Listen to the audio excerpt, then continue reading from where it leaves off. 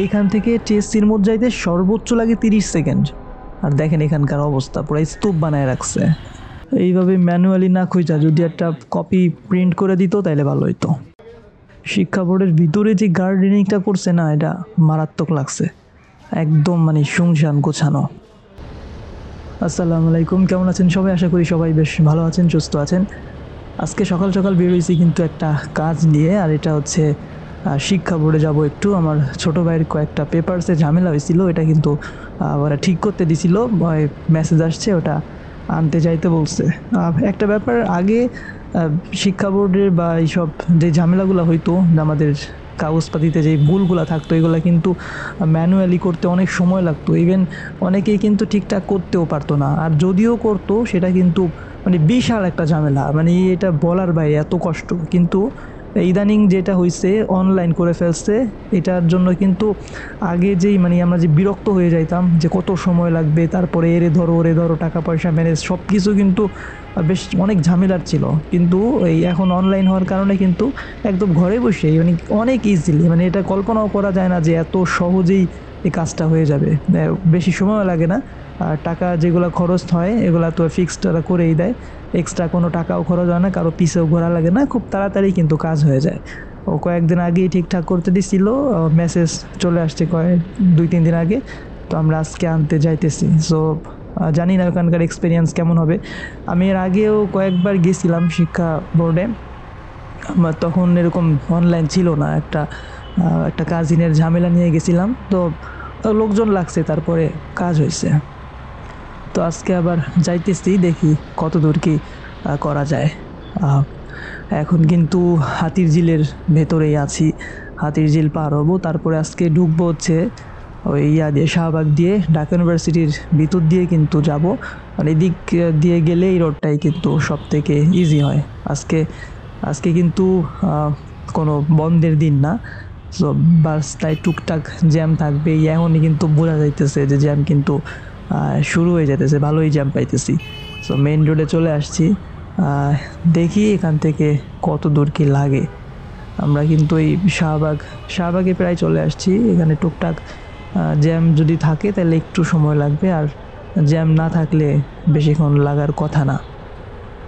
এখানে রাস্তায় কিন্তু একটু চিপা হয়ে গেছে উপরে, যেহেতু ওই যে আপনার মেট্রো রেলের কাজ চলতেছে, যার কারণে নিচের রোডটা হচ্ছে বন্ধ হয়ে গেছে। সো নতুন অনেকেই আসলে হয়তো বুঝবেই না যে কোন দিক দিয়ে কোথায় চলে যাইতেছি। আমারও মাঝে মাঝে এরকম বাইক নিয়ে গেলে মানে একটু হুটহাট করে যাইতে গেলে মানে কনফিউজ হয়ে যায় যে আসলে কি ঠিকঠাক যাইতেছি নাকি অন্য কোনো রোডে ঢুকে গেলাম।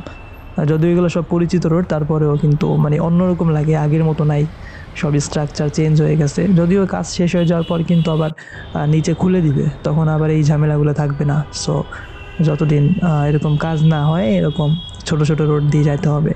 সো এইটা কিন্তু অন্যরকম একটা, উপর দিয়ে যে রোডটা হইতেছে না, নিচে মনে হয় যে কোনো একটা গুহার মধ্যে ঢুকতেছি, মানে পুরো অন্ধকার। হয়তো ক্যামেরার লাইটটা একটু ভালো আসছে, এই জন্য মানে অন্ধকারটা বোঝা যাইতেছে না, কিন্তু মানে খালি চোখে একদম অন্ধকার অন্ধকার লাগে। আর এখানে কেমন হয় যে ছোটোবেলায় কিছু হইতো, আমরা ব্রিজের নিচে যখন যাইতাম তখন কিন্তু ওই যে একবার সাউন্ড দিলে, কুক বললে কিন্তু এরকম একটা ইগো হইতো। সো এখানে কিন্তু ওই যে হর্ন দিলে, তারপরে হচ্ছে বাইকের যে সাউন্ডগুলো থাকে, এগুলো কিন্তু ইগো হয়। সো দারুণ লাগে ব্যাপারটা আসলে। এখান দিয়ে যখন যাই তখন মানে হর্ন দিতেও মজা লাগে, একবার দিলে একটু বেশি শোনা যায়। সো এটা পার হইলেই কিন্তু আমরা শাহবাগের খুব কাছাকাছি চলে আসছি। তারপরে আমরা হচ্ছে টিএসসির মোড় দিয়ে, তারপর ঢাকা ইউনিভার্সিটির ভিতর দিয়ে কিন্তু আজকে যাওয়ার প্ল্যান করছি। সো এই দিক দিয়ে গেলে বেশি সময় লাগার কথা না। এই সাইকেলটা দেখতেছেন না, অনেকক্ষণ যাবত আমার সাথে, মানে ও একবার আগে যায় আমি একবার আগে যাই, মানে ভালোই। মানে ঢাকার শহরে মাঝে মাঝে এমনও হয় যে রিক্সা ভ্যান এগুলোও আগে চলে যায়, কখন যে কি হয় কিছুই বলা যায় না।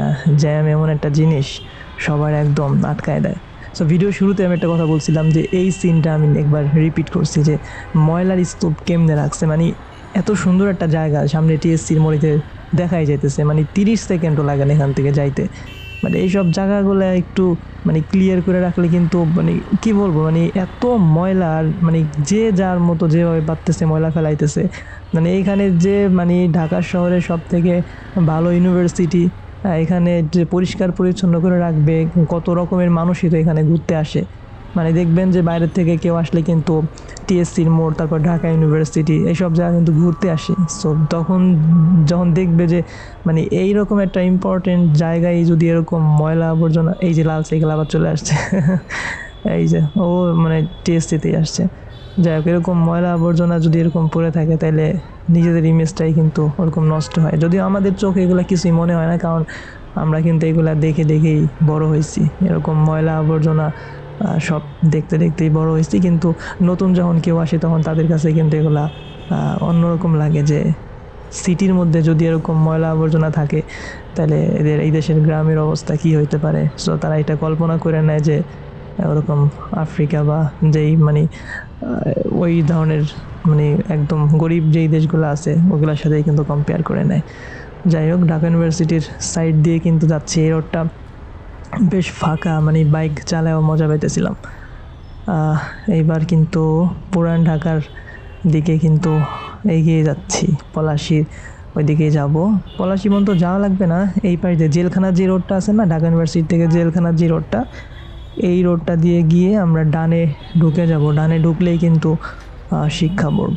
সো আজকে এক্সপিরিয়েন্স মোটামুটি, রোডের যে এক্সপিরিয়েন্স মোটামুটি জ্যাম ছিল, খুব বেশি যে ছিল তেমন না, কয়েক জায়গায় বেশ দাঁড়ায় থাকতে হয়েছে, এগুলো ভিডিও করা হয় নাই। সো আমরা কিন্তু চলে আসছি খুব কাছাকাছি, সামনেই হচ্ছে ঢাকা আলিয়া, তারপরে মাদ্রাসা বোর্ড, তারপরেই কিন্তু শিক্ষা বোর্ড। সো বোর্ডের ভিতরে যাব, তারপরে যাবতীয় যেই কাজগুলো আছে সেই কাজগুলো কিন্তু শেষ করব। 2-3 জায়গায় যাওয়া লাগতে পারে, কারণ ওর যেই পেপারসগুলো উঠাইতে হবে এগুলো কয়েকটা ভাগে ভাগ করা। সো 2-3 জায়গায় হয়তো যাওয়া লাগবে, সময় লাগবে মোটামুটি, কারণ এইসব জায়গায় কিন্তু অনেক জ্যাম থাকে, অনেক মানুষজন এসে সিরিয়াল ধরে দাঁড়ায় থাকে, অনেক সিরিয়ালও মাঝে মাঝে পড়তে হয়, যেহেতু আগে আসছি কয়েকবার, এটা এক্সপিরিয়েন্স আছে। সো এইখানকার রোডগুলোর অবস্থা একটু দেখেন, আমার ক্যামেরার স্টেবিলাইজেশন থাকায় কিন্তু বোঝা যাইতেছে না, বাট পর্যাপ্ত পরিমাণে খারাপ। মানে রোড তো এত বড় না, যেহেতু এই জায়গা দিয়ে বাস অ্যালাউ করছে, কিন্তু রোডের অবস্থা কিন্তু মানে অনেক খারাপ। এগুলো আমি অনেক আগের থেকেই দেখছি, যে ঠিক যে করবে এগুলো নিয়ে কোনো মানে কারো মাথা ব্যথাই নেই। যাই হোক, একদম শিক্ষা বোর্ডের সামনে চলে আসছি, ভেতরে ঢুকি, কিভাবে ঢুকবো, 2টা গাড়ি দাঁড়ায় আছে। যাই হোক, আস্তে আস্তে করে ভিতরে ঢুকি, তারপরে ভিতরের যে কাজ বাস আছে সেগুলা শেষ করব, তারপরে জানাচ্ছি যে কোনো সমস্যা হয়েছিল কিনা, বা কোনো খারাপ কোনো এক্সপিরিয়েন্স হয়েছে কিনা। আশা করি কিছুই হবে না, খুব সহজেই কাগজগুলা পেয়ে যাব। সো আমরা কাম শেষ করি, তারপরে দেখা হচ্ছে। যাই হোক, আলহামদুলিল্লাহ সব পেপারস কিন্তু আমরা হাতে পাইছি কোনো সমস্যা ছাড়াই, টুকটাক মানে 2-একটা ঝামেলা হয়েছে, তাছাড়া কিন্তু সব ঠিকঠাকই ছিল। যাই হোক, এতক্ষণ যারা আমাদের সাথে ছিলেন তাদের সবাইকে অসংখ্য ধন্যবাদ। পরবর্তী ভিডিও দেখার জন্য আমন্ত্রণ জানাইলাম। আজকে এখানেই বিদায় নিচ্ছি, এখন যাব হচ্ছে চকবাজার, আশা করি ওই ভিডিওটা আপনাদের সাথে শেয়ার করব। সবাই ভালো থাকবেন, সুস্থ থাকবেন, আল্লাহ হাফিজ।